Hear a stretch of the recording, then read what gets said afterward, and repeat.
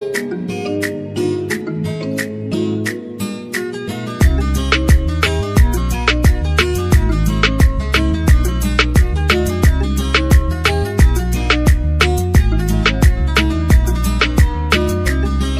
Welcome to Astro Console. আজকের বিষয় বৃষ রাশি রাশিফল জুলাই 2024 রাশিফলে ভিডিও প্রথমেই বলার আগে কিছু কথা বলতে চাই, সেটা বলে নিই, তারপর রাশিফল আলোচনা করব। আমি আবার বলতে চাই যে আমি এখন বহরমপুর, হাওড়া ও দুর্গাপুর এই 3 জায়গায় বসছি। তো আপনারা বুকিং শুরু করতে পারেন। বুকিং শুরু করা হয়ে গেছে, আর হয়তো 2-4 জনের মতন বুকিং নিতে পারবো। তো খুব তাড়াতাড়ি এটা করলে ভালো হয়। যাই হোক, বৃষ রাশির মানুষদেরকে বলবো, তোমরা মহৎ হৃদয়ের মানুষ, তোমরা অনেক ভাবনা চিন্তা করে কোনো কাজ করো।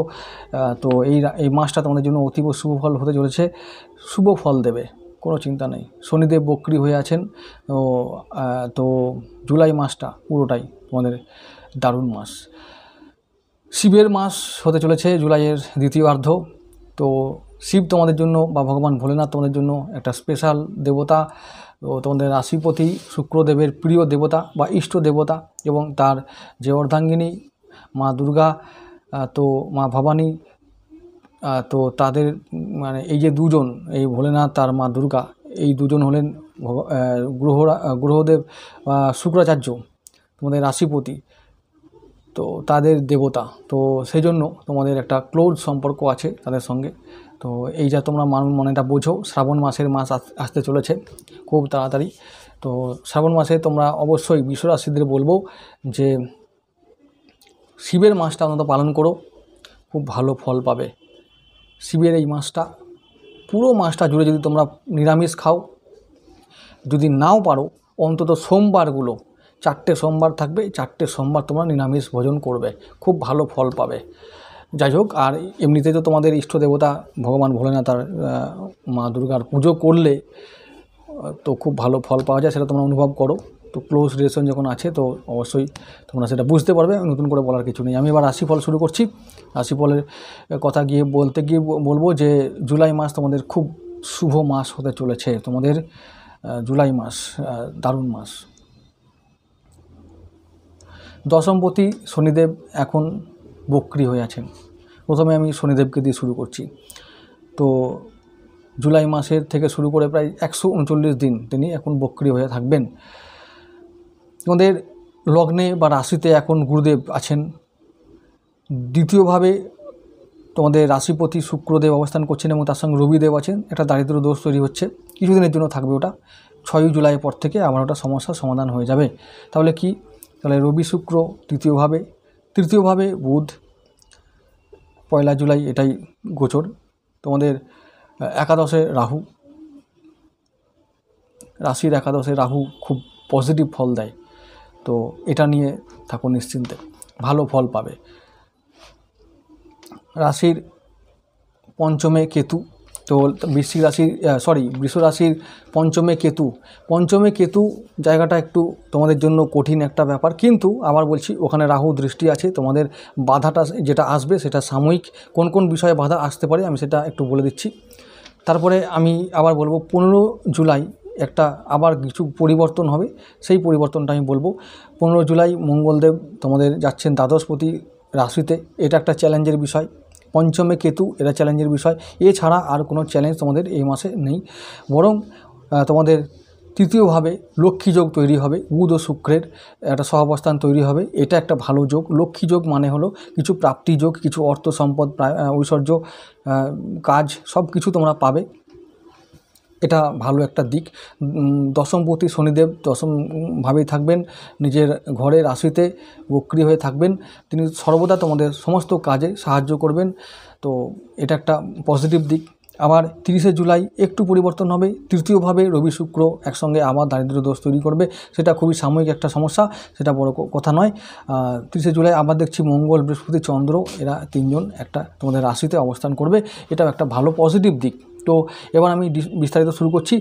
শুক্রদেব আমি দেখতে পাচ্ছি যে জুলাই মাসে থাকবেন তোমাদের দ্বিতীয়ভাবে এবং তৃতীয়ভাবে। তাহলে রাশিপতি দ্বিতীয় ও তৃতীয়ভাবে থাকলে কী হবে? কিছু ধন সঞ্চয় হবে, লাভ হবে, কিছু মানে আর্থিক দিকটা তোমাদের অনেকটা সুধরে যাবে, অনেকটা ভালো থাকবে। তাহলে শরীর ভালো থাকবে, অর্থ ভালো পাবে, কিছু ধন সঞ্চয় হবে। তারপরে লক্ষ্মী যোগের ফল পাবে তৃতীয়ভাবে, তাহলে ওখানে লক্ষ্মী যোগ তৈরি হচ্ছে তৃতীয়ভাবে। চতুর্থপতি এখন তোমাদের দ্বিতীয়ভাবে থাকবে, তো অবশ্যই কিছু টাকা পয়সা ইনকাম হবে এবং সেটা জন্য পরিবারের জন্য কিছু দায়িত্ব পালন করতে হবে, তার জন্য কিছু পয়সা খরচা করতে হবে, একটু খরচ হবে কিন্তু সেটা ভালোর জন্যই হবে, এটা নিয়ে চিন্তার কিছু নেই। পঞ্চমে কেতু এবং পঞ্চমপতি থাকবে তৃতীয়ভাবে, তাই বলবো যে উচ্চশিক্ষায় একটু বাধা আসতে পারে, প্রেমে একটু বাধা আসতে পারে, সন্তানের শরীর স্বাস্থ্য নিয়ে একটু চিন্তায় থাকতে হতে পারে, সন্তানের উচ্চশিক্ষায় বাধা আসতে পারে। তবে সেটা আবার বলছি, বুধ যেহেতু তোমাদের পঞ্চমপতি মিত্র গ্রহ নিউট্রাল, তাহলে চিন্তার কিছু নেই। সাময়িক বাধা এলেও তারপরে পরবর্তী সময়ে কিন্তু এটা আবার কেটে যাবে। আবার ওই বুধদেবটাই তোমাদের চতুর্থভাবে যাবে, তার মানে দ্বিতীয়পতি যখন চতুর্থভাবে যাবে তখন অবশ্যই আবার কিছু ধনসঞ্চয় হবে এবং পরিবারের প্রতি প্রথম দিকে যে দায়িত্বটা ছিল সেটা পালন করে তোমরা কিছু পরিবারের জন্য করতে পেরে খুশি অনুভব করবে এবং কিছু আবার আমদানি করে নেবে, তোমরা কিছু টাকা পয়সা ইনকাম হবে। ষষ্ঠপতি শুক্রদেব প্রথমে থাকবে দ্বিতীয়ভাবে এবং তারপর তৃতীয়ভাবে।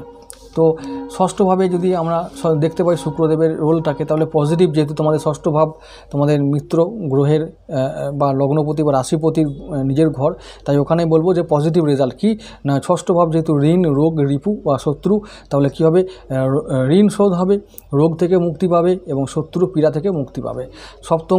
সপ্তমপতি মঙ্গলদেব তিনি প্রথমে থাকবেন তোমাদের দ্বাদশভাবে, তাহলে ব্যবসা থেকে কিছু ক্ষতির সম্ভাবনা হতে পারে প্রথম দিকে, তারপরে আবার মাসের দ্বিতীয়ার্ধ থেকে তোমাদের কিন্তু আবার ব্যবসার জায়গাটা যেটা প্রথম দিকে ক্ষতি হচ্ছিল সেটা আবার গিয়ে সুধরে যাবে। তো ব্যবসা বাণিজ্য মধ্যম ফল তোমরা এই মাসে পাবে, আর দাম্পত্য সম্পর্কে তোমরা মধ্যম ফল পাবে। অষ্টমপতি তোমাদের রাশিতেই আছে, তো এই জায়গাটা একটু চিন্তার। তবে আবার বলছি যে গুরুদেব যেহেতু ভালো শুভ গ্রহ, তাই গুরুদেব সেভাবে তোমাদের ক্ষতি করবেন না, কিন্তু চ্যালেঞ্জ তো দেবেন, একটু প্রতি পদে পদে চ্যালেঞ্জ আসবে। বৃষ রাশি বৃষ লগ্ন হলে একটু চ্যালেঞ্জটা বেশি হবে, অন্যান্য লগ্ন হলে একটু চ্যালেঞ্জ কম হবে। বৃষ রাশি যদি কর্কট লগ্ন হয়, ধনু লগ্ন হয়, তাহলে কিন্তু অবশ্যই মিনিমাম স্ট্রাগল বা মিনিমাম বাধা আসবে, কিন্তু ম্যাক্সিমাম বাধা আসবে বৃষ রাশি বৃষ লগ্ন হলে। বাধা মানে এরকম বাধা যে কিছু আর্থিক বাধা আসতে পারে, পেটের রোগ হতে পারে, তো তারপর হচ্ছে যে যেহেতু অষ্টম ও একাদশপতি, তো রোজগার নিয়ে কিছু সমস্যা হতে পারে, এই সমস্যাগুলো একটু লেগে থাকবে। তারপরে আসছি নবমপতি শনিদেব। নবমপতি ও দশমপতি এই শনিদেব তোমাদের ভাগ্যপতি ও কর্মপতি, তাহলে কি হচ্ছে, কর্মপতি বা ভাগ্যপতি এখন আছেন দশমভাবে, নিজের ঘরে আছে, তাহলে কি হবে, কর্ম ও ভাগ্য তোমাদের এখন সহায় থাকবে, শুভ থাকবে এবং কর্মপতি এবং ভাগ্যপতি যেহেতু বক্রী অবস্থায় আছে, তাই কিছু কর্মের জায়গায় পেন্ডিং কাজ থাকলে তোমরা সেটা সেরে নাও, সেটা কিন্তু সেরে নিলে পরবর্তীকালে যখন শনি আবার মার্কি হবে তখন কিন্তু তোমরা সেই রেজাল্টটা পেয়ে যাবে। অর্থাৎ পেন্ডিং কাজগুলো যত সম্ভব তাড়াতাড়ি সেগুলোকে শেষ করো। ভাগ্যভাবে শুভ ফল পাবে, সে নিয়ে কোনো চিন্তা নেই। তাই বলছি যে শনির দ্বারা যে কাজগুলো তোমাদের করো, যদি কেউ শনির ফিল্ডে থাকো, যেমন ধরো যদি কেউ হার্ডওয়ার্সের কাজ করো, যদি কেউ তেলের কাজ করো, যদি কেউ জুতো চপ্পলের কাজ করো, বা চামড়ার কোনো কাজ করো, বা ট্যানারি শিল্পে যদি কাজ করো, তারপরে সিমেন্ট বালি রড এই সমস্ত জায়গা কাজ করো, বা যারা ভারী ইন্ডাস্ট্রিতে কাজ করো, তাদের জন্য বলবো যে এই কটা মাস একটু চাপে থাকতে হবে, তোমাদের কাজে প্রেশার আসবে, এইটা তোমাদের মাথায় রাখতে হবে। কিন্তু ওই কাজে প্রেশারে ভয় পেলে চলবে না, কাজগুলো ফিনিশ করলে বা ঠিক দায়িত্ব নিয়ে পালন করলে অবশ্যই তোমরা এই 4 মাস পরে আবার ভালো ফল পেয়ে যাবে। একাদশপতির কথা বললাম, তো ইনকামভাবে একটু বেগ আসতে পারে, কিন্তু একটা কথা মাথায় রাখতে হবে, যেখানে সমস্যা সেখানেই সমাধান। একাদশে রাহু আছে, উটপটাং ইনকাম হয়ে যাবে, হঠাৎ করে ইনকাম যখন হবে এক থোক টাকা ইনকাম হয়ে যাবে, আবার যখন হবে না একটু সমস্যা হবে। তো যখন ইনকাম বেশি হবে তখন ইনকামটাকে সঠিকভাবে ম্যানেজ করতে হবে, তাহলে ক্রাইসিস মোমেন্টটা তোমরা সামলাতে পারবে। তো এটা মাথায় রেখো। এবার আসছি দ্বাদশপতি মঙ্গলদেবের কথায়। দ্বাদশপতি মঙ্গলদেব প্রথম 15টা দিন দ্বাদশভাবে থেকে কি করবে, দ্বাদশভাবে যদি দ্বাদশপতি থাকে তাহলে কি হবে, কারো যদি মামলা মোকদ্দমা থাকে তাহলে সেগুলোকে সলভ হবে, কোনো আইনি ঝামেলা থাকলে সলভ হবে, দাম্পত্য সমস্যা থাকলে সেটা একটু সমাধান হবে। তারপর যারা জমি জায়গার সংক্রান্ত সমস্যায় ভুগছো তাদের জন্য একটু সমাধান হবে, শত্রু পীড়া থেকে মুক্তি পাবে। আবার মঙ্গলদেব যেহেতু ভাইয়াদের একটা বা ভাই বোনদের জ্ঞাতি গোষ্ঠীর কারক, তাই সেই সমস্যাও অনেকটা সমাধান হবে। তারপরে সেই মঙ্গলদেব আবার যখন লগ্নে যাবে তখন ওগুলো দেখবে আস্তে আস্তে করে কেটে যাবে এবং কেটে যাওয়ার পথটা তোমরা পাবে। তো 1 থেকে নিয়ে দ্বাদশ ভাবের ফল আমি বললাম। আবার বলছি, এই জুলাই মাসটা তোমাদের জন্য অতীব শুভ ফল আনবে। লক্ষ্মী যোগ তৈরি হবে, গজকেশরী যোগ তৈরি হবে তোমাদের লগ্নে বা রাশিতে, সেখানে তোমাদের ভালো ফল পাওয়া যাবে। এবং দুইবার মানে জুলাই মাসে 2 বার বৃহস্পতি ও চন্দ্রের একটা সংযোগ দেখা যাবে। তখন তোমরা কিন্তু ওই সময়টা ভালো ফল পাবে। শরীর স্বাস্থ্য নিয়ে ভালো থাকবে, তার মানে পরিবার, শরীর স্বাস্থ্য, অর্থ, ব্যবসা, চাকরি সমস্ত জায়গায় ভালো ফল। কর্মে প্রেশার আসবে, তার মানে এটা নয় যে কর্মচ্যুতি হবে, কর্ম নতুন পেতেও পারো। যারা নতুন কর্ম খুঁজতে চাইছো তারা কিন্তু যদি চেষ্টা করো তাহলে নতুন কর্ম পাবে। খুব ভালো একটা মাস হতে চলেছে, সমস্ত দিক থেকে উন্নতি। পরিবার নিয়ে ভালো থাকবে, তারপর কাজে উন্নতি হবে, কাজে একটু নতুন গতি পাবে, তারপর নতুন দায়িত্ব আসবে। আবার বলছি, ভ্রমণ হতে পারে, দূর ভ্রমণ বা তীর্থ ভ্রমণ, কাজের জন্য ভ্রমণ হতে পারে। তো এই সমস্ত ঘটনাগুলো ঘটবে এবং আমি মনে করি বেশিরভাগটাই শুভ একটা ঘটনা। বৃষরাশি ফল, বৃষরাশির জন্য বলবো যে জুলাই মাসটা অতীব শুভ। আবার বলছি, বৃষরাশির জন্য ভগবান ভোলেনাথ একটা স্পেশাল দেবতা।